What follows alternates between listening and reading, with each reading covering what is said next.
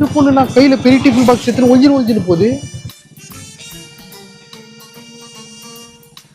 கண்டிப்பா இந்த பொண்ணு ஏதோ தப்பு பண்ணிருது. உடனே அவங்க அம்மா கிட்ட போய் சொல்லலாம் இருக்கு.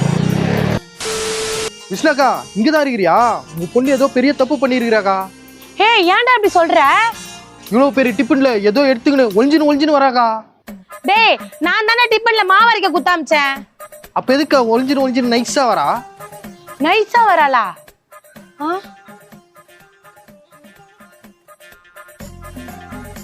ஏ ஐசே டிஃபன் பாக்ஸ்ல என்னடி இருக்குது? மாவுமா?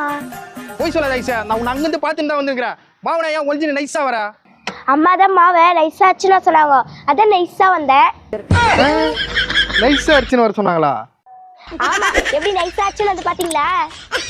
அடி பாவி.